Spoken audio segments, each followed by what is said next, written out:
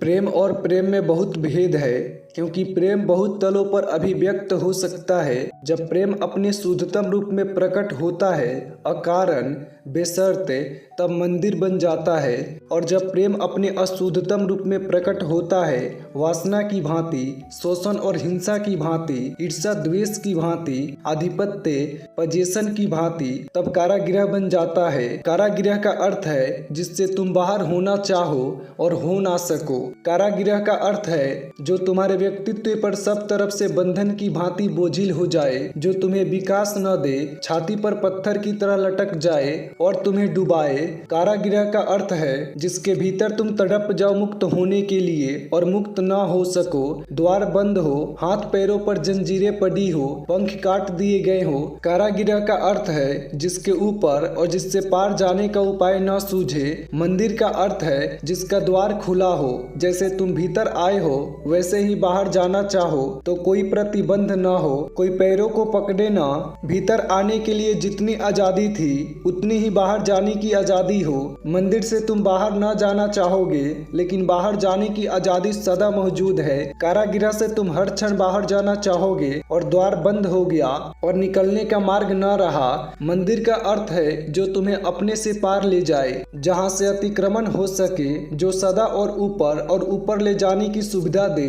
चाहे तुम प्रेम में किसी के पड़े हो और प्रारंभ अशुद्ध रहा हो, लेकिन जैसे जैसे प्रेम गहरा होने लगे वैसे वैसे शुद्धि बढ़ने लगे। चाहे प्रेम शरीर का आकर्षण रहा हो, लेकिन जैसे ही प्रेम की यात्रा शुरू हो, प्रेम शरीर का आकर्षण न रहकर दो मनों के बीच का खिंचाव हो जाए और यात्रा के अंत तक मन का खिंचाव भी न रह जाए, दो आत्माओं का मिलन बन जाए। जिस प्रेम में अंततः तुम्हें परमात्मा का दर्शन हो सके वह तो मंदिर है। और जिस प्रेम में तुम्हें तुम्हारे पशु के अतिरिक्त किसी की प्रतीति न हो सके वह कारागृह है। और प्रेम दोनों हो सकता है, क्योंकि तुम दोनों हो, तुम पशु भी हो और परमात्मा भी। तुम एक सीढ़ी हो जिसका एक छोर पशु के पास टिका है और जिसका दूसरा छोर परमात्मा के पास है। और यह तुम्हारे ऊपर निर्भर है कि तुम सीढ़ी से ऊपर जाते हो या नीचे उतरते हो। सीढ़ी एक ही है, उसी सीढ़ी का नाम प्रेम है, सिर्फ दिशा बदल जाएगी। जिन सीढ़ियों से चढ़कर तुम मेरे पास आए हो,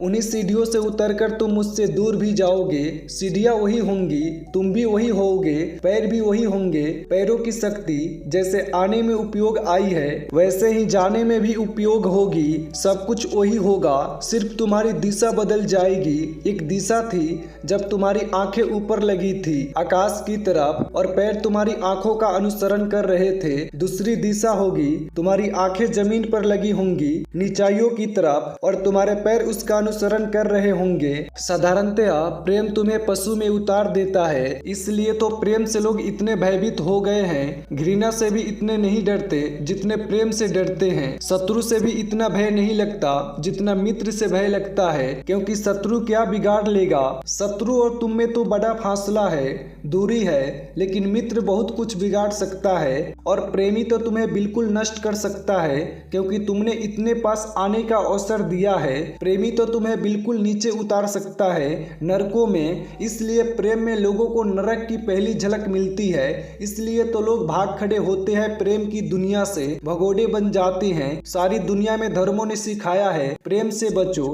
कारण क्या होगा? कारण यही है कि देखा कि 100 में 99 तो प्रेम में सिर्फ डूबते हैं और नष्ट होते हैं। प्रेम की कुछ भूल नहीं है, डूबने वालों की भूल है। और मैं तुमसे कहता हूँ, जो प्रेम में नरक में उतर जाते थे वे प्रार्थना से भी नरक में ही उतरेंगे, क्योंकि प्रार्थना प्रेम का ही एक रूप है। और जो घर में प्रेम की सीढ़ी से नीचे उतरते थे वे आश्रम में भी प्रार्थना की सीढ़ी से नीचे ही उतरेंगे। असली सवाल सीढ़ी को बदलने का नहीं है, न सीढ़ी से भाग जाने का है। असली सवाल तो खुद की दिशा को बदलने का है। तो मैं तुमसे नहीं कहता हूँ कि तुम संसार को छोड़कर भाग जाना, क्योंकि भागने वाले कुछ नहीं पाते। सीढ़ी को छोड़कर जो भाग गया, एक बात पक्की है कि वह नरक में नहीं उतर सकेगा, लेकिन दूसरी बात भी पक्की है कि स्वर्ग में कैसे उठेगा। तुम खतरे में जीते हो। सन्यासी सुरक्षा में नरक में जाने का उसका उपाय उसने बंद कर दिया, लेकिन साथ ही स्वर्ग जाने का उपाय भी बंद हो गया, क्योंकि वे एक ही सीढ़ी के दो नाम हैं। सन्यासी जो भाग गया है संसार से, वह तुम्हारे जैसे दुख में नहीं रहेगा, यह बात तय है। लेकिन तुम जिस सुख को पा सकते थे उसकी संभावना भी उसकी खो गई। माना कि तुम नरक में हो, लेकिन तुम स्वर्ग में हो सकते हो, और उसी सीढ़ी से जिससे तुम नरक में उतरे हो। 100 में 99 लोग नीचे की तरफ उतरते हैं, लेकिन यह कोई सीढ़ी का कसूर नहीं है, यह तुम्हारी ही भूल है। और स्वयं को न बदल कर सीढ़ी पर कसूर देना, स्वयं की आत्म क्रांति न करके सीढ़ी की निंदा करना बड़ी गहरी नासमझी है। अगर सीढ़ी तुम्हें नरक की तरफ उतार रही है तो पक्का जान लेना कि यही सीढ़ी तुम्हें स्वर्ग की तरफ उठा सकेगी। तुम्हें दिशा बदलनी है, भागना नहीं है। क्या होगा दिशा का रूपांतरण? जब तुम किसी को प्रेम करते हो, वह कोई भी हो, माँ हो, पिता हो, पत्नी हो, प्रेसी हो, मित्र हो, बेटा हो, बेटी हो, कोई भी हो, प्रेम का गुण तो एक है। किससे प्रेम करते हो यह बड़ा सवाल नहीं है। जब भी तुम प्रेम करते हो तो दो संभावनाएं हैं। एक तो यह कि जिसे तुम प्रेम करना चाहते हो या जिसे तुम प्रेम करते हो उस पर तुम प्रेम के माध्यम से आधिपत्य करना चाहो, मालकियत करना चाहो। तुम नरक की तरफ उतरने शुरू हो गए। प्रेम जहाँ पजेशन बनता है, प्रेम जहाँ परिग्रह बनता है, प्रेम जहाँ आधिपत्य लाता है, प्रेम न रहा, यात्रा गलत हो गई। जिसे तुमने प्रेम किया है उसके तुम मालिक बनना चाहो, बस भूल हो गई। क्योंकि मालिक तुम जिसके भी बन जाते हो, तुमने उसे गुलाम बना दिया। और जब तुम किसी को गुलाम बनाते हो तो याद रखना उसने भी तुम्हें गुलाम बना दिया, क्योंकि गुलामी एक तरफा नहीं हो सकती, वह दो धारी धार है। जब भी तुम किसी को गुलाम बनाओगे तुम भी उसके गुलाम बन जाओगे। यह हो सकता है कि तुम छाती पर ऊपर बैठे हो और वह नीचे पड़ा है, लेकिन न तो वह तुम्हें छोड़कर भाग सकता है न तुम उसे छोड़कर भाग सकते हो। गुलामी पारस्परिक है, तुम भी उससे बंध गए हो जिसे तुमने बांध लिया। बंधन कभी एक तरफा नहीं होता। अगर तुमने आधिपत्य करना चाहा तो दिशा नीचे की तरफ शुरू हो गई। जिसे तुम प्रेम करो उसे मुक्त करना, तुम्हारा प्रेम उसके लिए मुक्ति बने। जितना ही तुम उसे मुक्त करोगे तुम पाओगे कि तुम मुक्त होते चले जा रहे हो, क्योंकि मुक्ति भी दो धारी तलवार है। तुम जब अपने निकट के लोगों को मुक्त करते हो तब तुम अपने को भी मुक्त कर रहे हो, क्योंकि जिसे तुमने मुक्त किया उसके द्वारा तुम्हें गुलाम बनाए जाने का उपाय नष्ट कर दिया तुमने। जो तुम देते हो वही तुम्हें उत्तर में मिलता है। जब तुम गाली देते हो तब गालियों की वर्षा हो जाती है, जब तुम फूल देते हो तब फूल लौट आते हैं। संसार तो प्रतिध्वनि करता है, संसार तो एक दर्पण है जिसमें तुम्हें अपना ही चेहरा हजार हजार रूपों में दिखाई पड़ता है। जब तुम किसी को गुलाम बनाते हो तब तुम भी गुलाम बन रहे हो। प्रेम कारागृह बनने लगा। यह मत सोचना कि दूसरा तुम्हें कारागृह में डालता है। दूसरा तुम्हें कैसे डाल सकता है? दूसरे की सामर्थ्य क्या?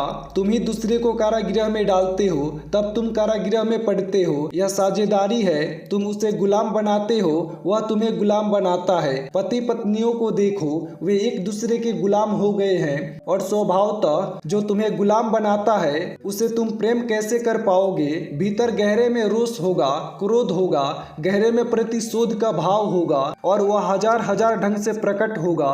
छोटी छोटी बात में प्रकट होगा, क्षुद्र क्षुद्र बातों में। पति पत्नियों को तुम लड़ते पाओगे, प्रेमियों को तुम ऐसी क्षुद्र बातों पर लड़ते पाओगे कि यह तुम मान ही नहीं सकते कि इनके जीवन में प्रेम उतरा होगा। प्रेम जैसी महाघटना जहाँ घटी हो वहाँ ऐसी क्षुद्र बातों की कलह उठ सकती है।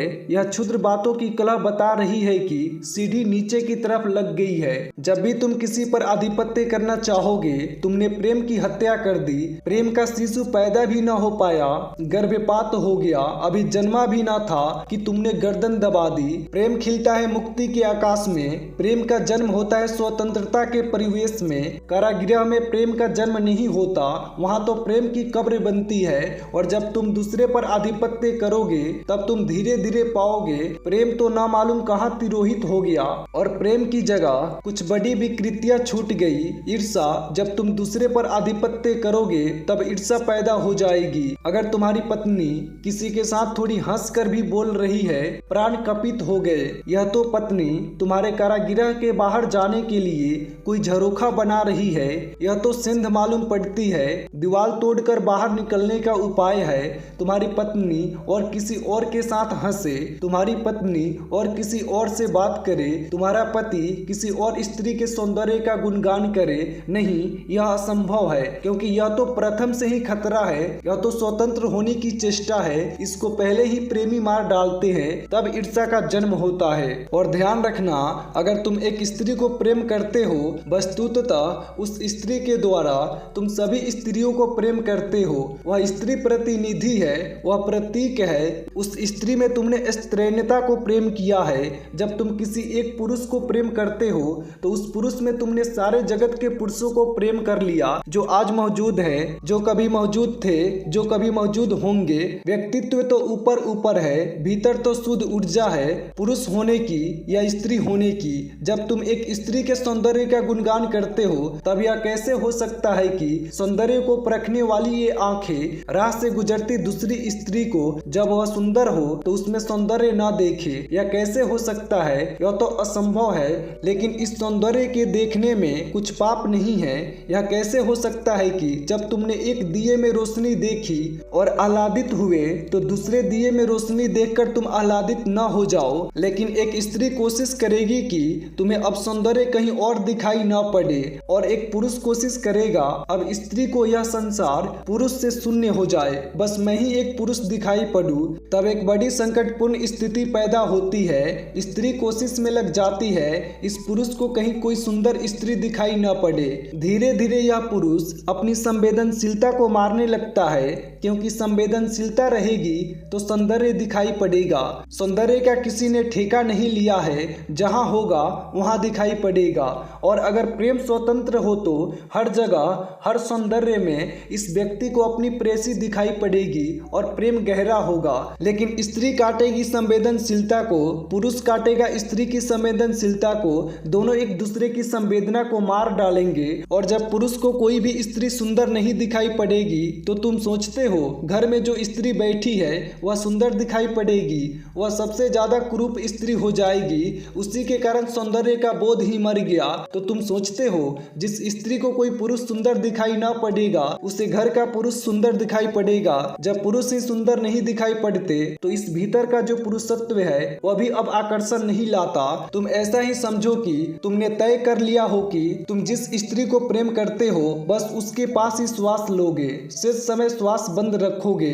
और तुम्हारी स्त्री कहे कि देखो तुम और कहीं श्वास मत लेना, तुमने खुद ही कहा है कि तुम्हारा जीवन बस तेरे लिए है, तो जब मेरे पास रहो श्वास लेना, जब और कहीं रहो तो श्वास बंद रखना। तब क्या होगा? अगर तुमने यह कोशिश की तो दोबारा जब तुम इस स्त्री के पास आओगे तुम लाश होगे, जिंदा आदमी नहीं। और जब तुम और कहीं श्वास न ले सकोगे तो तुम सोचते हो इस स्त्री के पास श्वास ले सकोगे, तुम मुर्दा हो जाओगे। ऐसे प्रेम कारागृह बनता है। प्रेम बड़े आश्वासन देता है और आश्वासनों को पूरा कर सकता है, लेकिन वे पूरे हो नहीं पाते। इसलिए हर व्यक्ति प्रेम के विषाद से भर जाता है, क्योंकि प्रेम ने बड़े सपने दिए थे, बड़े इंद्रधनुष निर्मित किए थे, सारे जगत के काव्य का वचन दिया था कि तुम्हारे ऊपर वर्षा होगी। और जब वर्षा होती है तो तुम पाते हो कि वहाँ ना तो कोई काव्य है ना कोई सौंदर्य, सिवाय कला, उपद्रव, संघर्ष, क्रोध, ईर्ष्या, वैमनस्य के सिवाय कुछ भी नहीं। तुम गए थे किसी व्यक्ति के साथ स्वतंत्रता के आकाश में उड़ने, तुम पाते हो कि पंख कट गए। तुम गए थे स्वतंत्रता की सांस लेने, तुम पाते हो गर्दन घुट गई। प्रेम फांसी बन जाता है 100 में 99 मौकों पर, लेकिन प्रेम के कारण नहीं, तुम्हारे कारण। तुम्हारे धर्म गुरुओं ने कहा है प्रेम के कारण वहाँ मेरा फर्क है। और तुम्हारे धर्म गुरु तुम्हें ज्यादा ठीक मालूम पड़ेंगे, क्योंकि जिम्मेवारी तुम्हारे ऊपर से उठा रहे हैं। वे कह रहे हैं यह प्रेम का ही उपद्रव है। पहले ही कहा था कि पढ़ना ही मत, इस उपद्रव में दूर ही रहना। तो तुम्हारे धर्म गुरु प्रेम की निंदा करते रहे हैं। तुम्हें भी जचती है बात, जचती है इसलिए कि तुम्हारे धर्म गुरु तुम्हें दोषी नहीं ठहराते, प्रेम को दोषी ठहराते हैं। मन हमेशा राजी है, दोष कोई और पड़ जाए, तुम हमेशा प्रसन्न हो। मैं तुम्हें दोषी ठहराता हूँ 100%, तुम्हें दोषी ठहराता हूँ। प्रेम की जरा भी भूल नहीं है और प्रेम अपने आश्वासन पूरे कर सकता था, तुमने पूरे ना होने दिए। तुमने गर्दन घोंट दी, सीढ़ी ऊपर ले जा सकती थी, तुम नीचे जाने लगे। नीचे जाना आसान है, ऊपर जाना श्रम साध्य है। प्रेम साधना है और प्रेम को कारागृह बनाना ऐसे ही है जैसे पत्थर पहाड़ से नीचे की तरफ लुढ़क रहा हो, जमीन की कशिश ही उसे खींचे लिए जाती है। ये दोनों यात्राएं समान नहीं है, क्योंकि ऊपर जाने में तुम्हें बदलना पड़ेगा, क्योंकि ऊपर जाना है तो ऊपर जाने के योग्य होना पड़ेगा। प्रतिपल तुम्हारे चेतना के तल को ऊपर उठना पड़ेगा, तब भी तुम सीढ़ी पार कर सकोगे।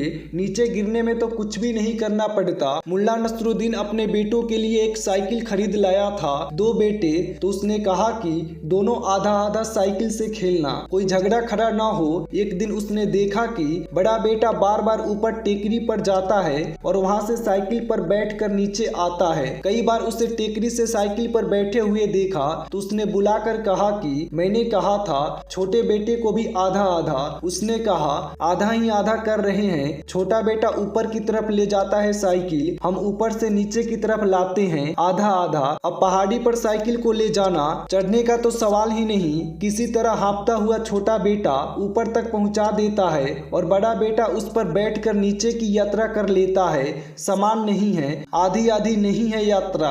नीचे की यात्रा यात्रा ही नहीं है, गिरना है, पतन है। तुम जहाँ थे वहाँ से भी नीचे उतरना है। तो जो व्यक्ति प्रेम को ईर्ष्या, आधिपत्य, पोजीशन बना लेगा वह जल्दी ही पाएगा प्रेम तो खो गया, आग तो खो गई प्रेम की। आंखों को अंधा करने वाला धुआं छूट गया है, घाटी के अंधकार में जीने लगा। पहाड़ की ऊंचाई तो खो गई और पहाड़ की ऊंचाई से दिखने वाले सूर्योदय, सूर्यास्त सब खो गए। अंधी घाटी है और रोज अंधी होती चली जाती है। तुम्हारे भीतर का पशु प्रकट हो जाता है सरलता से, उसके लिए कोई साधना नहीं करनी पड़ती। जिसको प्रेम को ऊपर ले जाना है उसे प्रेम को तो वैसे ही साधना होगा जैसे कोई योग को साधता है, क्योंकि दोनों ऊपर जा रहे हैं तब साधना शुरू हो जाती है। प्रेम तप है, जैसे कोई तप को साधता है वैसे ही प्रेम की तपश्चर्या है। और तप इतना बड़ा तप नहीं है क्योंकि तुम अकेले होते हो, प्रेम और भी बड़ा तप है क्योंकि एक दूसरा व्यक्ति भी साथ होता है। तुम्हें अकेले ही ऊपर नहीं जाना है, एक दूसरे व्यक्ति को भी हाथ का सहारा देना है, ऊपर ले जाना है। कई बार दूसरा बोझिल मालूम पड़ेगा, कई बार दूसरा ऊपर जाने को आतुर ना होगा, इनकार करेगा, कई बार दूसरा नीचे उतर जाने की आकांक्षा करेगा। लेकिन अगर हृदय में प्रेम है तो तुम दूसरे को भी सहारा दोगे, संभालोगे, उसे नीचे न गिरने दोगे। तुम्हारा हाथ करुणा न खोएगा, तुम्हारा प्रेम जल्दी ही क्रोध में न बदलेगा। कई बार तुम्हें धीमे भी चलना पड़ेगा क्योंकि दूसरा साथ चल रहा है, तुम दौड़ ना सकोगे। इसलिए मैं कहता हूँ तप इतना बड़ा तप नहीं है, क्योंकि तप में तो तुम अकेले हो, जब चाहो दौड़ सकते हो। प्रेम और भी बड़ा तप है, लेकिन प्रेम के द्वार पर तो तुम ऐसे पहुँच जाते हो जैसे तुम तैयार ही हो। यही भूल हो जाती है। दुनिया में हर आदमी को यह ख्याल है कि प्रेम करने के योग्य तो वह है ही, यही भूल हो जाती है। और सब तो तुम सीखते हो, छोटी छोटी चीजों को सीखने में बड़े जीवन का समय गंवाते हो। प्रेम को तुमने कभी सीखा, प्रेम को कभी तुमने सोचा, प्रेम को कभी तुमने ध्यान दिया प्रेम क्या है? तुम ऐसा मान कर बैठे हो कि जैसे प्रेम को तुम जानते ही हो। तुम्हारी ऐसी मान्यता तुम्हें नीचे उतार देगी, तुम्हें नरक की तरफ ले जाएगी। प्रेम सबसे बड़ी कला है, उससे बड़ा कोई ज्ञान नहीं है। सब ज्ञान उससे छोटे हैं, क्योंकि और सब ज्ञान से तो तुम जान सकते हो बाहर बाहर से। प्रेम में ही तुम अंतर्गृह में प्रवेश करते हो और परमात्मा अगर कहीं छिपा है तो परिधि पर नहीं, केंद्र में छिपा है। और एक बार जब तुम एक व्यक्ति के अंतर्गृह में प्रवेश कर जाते हो, तुम्हारे हाथ में कला आ जाती है। वही कला सारे अस्तित्व के अंतर्गृह में प्रवेश करने के काम आती है। तुमने अगर एक को प्रेम करना सीख लिया तो तुम उस एक के द्वारा प्रेम करने की कला सीख गए। वही तुम्हें एक दिन परमात्मा तक पहुंचा देगी। इसलिए मैं कहता हूं कि प्रेम मंदिर है, लेकिन तैयार मंदिर नहीं है। एक एक कदम तुम्हें तैयार करना पड़ेगा। रास्ता पहले से पटा पटाया तैयार नहीं है। कोई राजपथ नहीं है कि तुम चले जाओ, चलोगे एक एक कदम और चल चल कर रास्ता बनेगा। पगडंडी जैसा खुद ही बनाओगे, खुद ही चलोगे। इसलिए मैं प्रेम के विरोध में नहीं हूँ, मैं प्रेम के पक्ष में हूँ। और तुमसे मैं कहना चाहूंगा कि अगर प्रेम ने तुम्हें दुख में उतार दिया हो तो अपनी भूल स्वीकार करना, प्रेम की नहीं। क्योंकि बड़ा खतरा है अगर तुमने प्रेम की भूल स्वीकार कर ली तो यह मैं जानता हूँ कि तुम साधु संतों की बातों में पढ़कर छोड़ दे सकते हो प्रेम प्रेम का मार्ग, क्योंकि वहाँ तुमने दुख पाया है। तुम थोड़े सुखी भी हो जाओगे, लेकिन आनंद की वर्षा तुम पर फिर कभी ना हो पाएगी। कैसे तुम चढ़ोगे? तुम सीढ़ी ही छोड़ आए, गिरने के डर से तुम सीढ़ी से ही उतर आए। चढ़ोगे कैसे? गिरोगे नहीं, यह तो पक्का है। जिसको हम संसारी कहते हैं, गृहस्थ कहते हैं, वह गिरता है सीढ़ी से। जिसको हम सन्यासी कहते हैं, पुरानी परंपरा धारणा से, वह सीढ़ी छोड़कर भाग गया। मैं उसको सन्यासी कहता हूँ जिसने सीढ़ी को नहीं छोड़ा, अपने को बदलना शुरू किया, और जिसने प्रेम से ही, प्रेम की घाटी से ही धीरे धीरे प्रेम की शिखर की तरफ यात्रा शुरू की। कठिन है, जीवन की संपदा मुक्त नहीं मिलती, कुछ चुकाना पड़ेगा, अपने से ही पूरा चुकाना पड़ेगा, अपने को ही दांव पर लगाना पड़ेगा। और प्रेम जितनी कसौटी मांगता है, कोई चीज कसौटी नहीं मांगती, इसलिए कमजोर भाग जाते हैं, और भागकर कोई कहीं नहीं पहुंचता।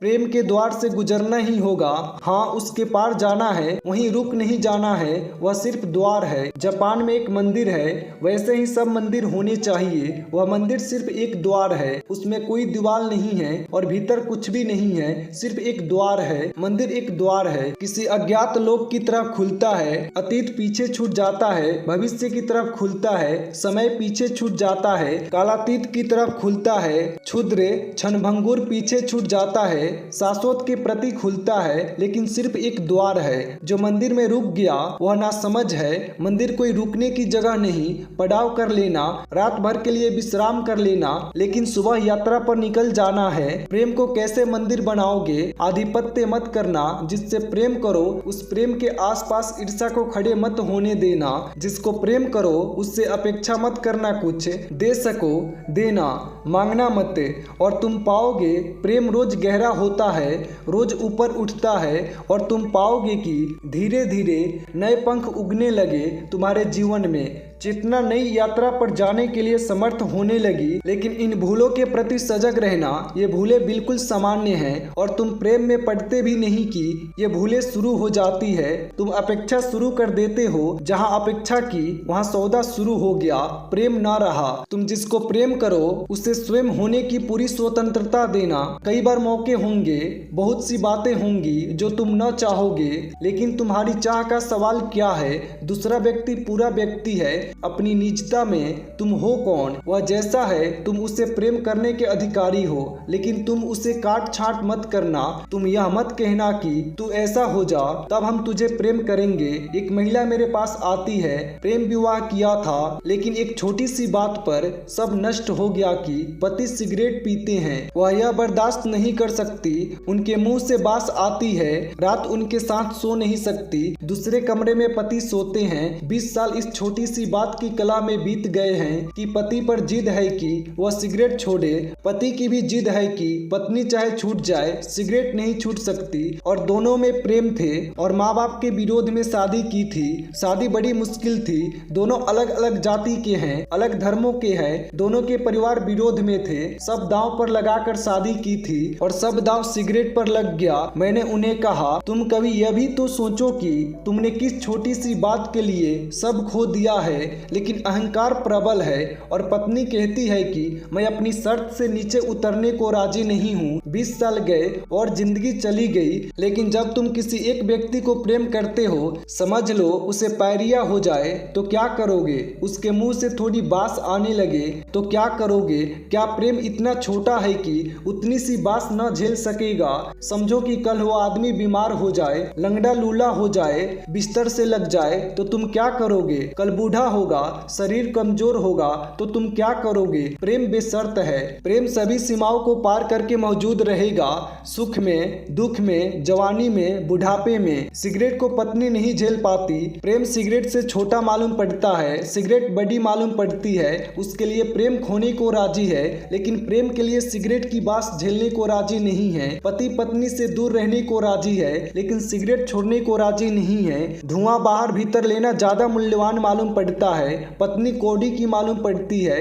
यह कैसा प्रेम है। लेकिन अक्सर सभी प्रेम इसी जगह अटके हैं। सिगरेट की जगह दूसरे बहाने होंगे, दूसरी खूंटियां होंगी, लेकिन अटके हैं। अगर तुमने चाहा कि दूसरा ऐसा व्यवहार करे जैसा मैं चाहता हूँ, बस तुमने प्रेम के जीवन में विष डालना शुरू कर दिया। और जैसे ही तुम यह चाहोगे, दूसरा भी अपेक्षाएं शुरू कर देगा, तब तुम एक दूसरे को सुधारने में लग गए। प्रेम किसी को सुधारता नहीं। यद्यपि प्रेम के माध्यम से आत्मक्रांति हो जाती है, लेकिन प्रेम किसी को सुधारने की चेष्टा नहीं करता। सुधार घटता है, सुधार अपने से होता है जब तुम किसी को अपूर्व प्रेम करते हो, इतना प्रेम करते हो जितना कि तुम्हारे प्राण कर सकते हैं, रत्ती भर बाकी नहीं रखते। तो क्या प्रेमी में इतनी समझ न आ सकेगी तुम्हारे इतने प्रेम के बाद भी कि सिगरेट छोड़ दे? इतनी समझ न आ सकेगी इतने बड़े प्रेम के बाद? तब तो प्रेम बहुत नपुंसक है। और प्रेम नपुंसक नहीं है, प्रेम से बड़ी कोई शक्ति नहीं है। तुम्हारा प्रेम ही छुड़ा देगा।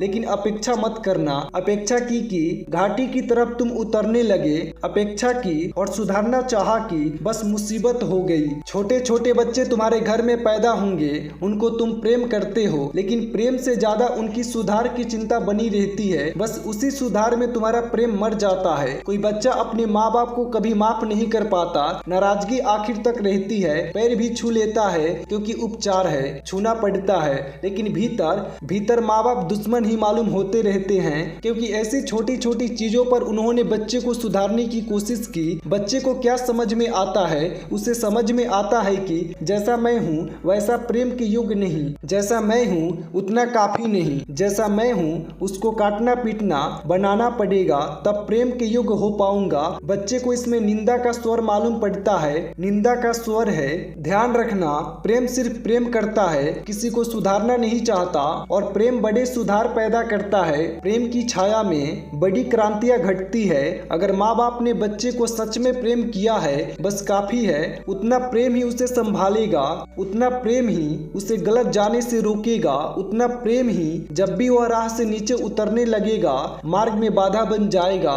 याद आएगी माँ बाप की, याद आएगी माँ की, पिता की, उनके प्रेम की और उनके बेशर्त प्रेम की। बच्चे के पैर पीछे लौट आएंगे, लेकिन तुम प्रेम नहीं करते, तुम सुधारते हो। जब तुम सुधारते हो तब तुम्हारे सुधारने की आकांक्षा ही बच्चे के पैरों को गलत मार्ग पर जाने का आकर्षण बन जाती है। बच्चे झूठ बोलेंगे, सिगरेट पिएंगे, गालियां बकेंगे, अभद्रता करेंगे, सिर्फ इसलिए कि तुम सुधारना चाहते हो। तुम उनके अहंकार को चोट पहुंचा रहे हो, वे भी अहंकार से उत्तर देंगे। एक संघर्ष शुरू हो गया और संघर्ष बड़ा मूल्यवान है, क्योंकि माँ बाप से बच्चों को पहली दफा प्रेम की खबर मिलती थी, वह विषाक्त हो गई। जो लड़का अपनी माँ को प्रेम नहीं कर सका, वह किसी स्त्री को कभी प्रेम नहीं कर पाएगा। हमेशा अड़चन खड़ी होगी, क्योंकि हर स्त्री में कहीं ना कहीं छिपी माँ मौजूद है। हर जगह हर स्त्री माँ है। माँ होना स्त्री का गहरा स्वभाव है। छोटी सी बच्ची भी पैदा होती है तो वह माँ की तरह ही पैदा होती है, इसलिए गुडियों को लगा लेती है बिस्तर से और संभालने लगती है, घर गृहस्थी बसाने लगती है। मुल्ला नसरुद्दीन की पत्नी बाहर गई थी और छोटी लड़की ने,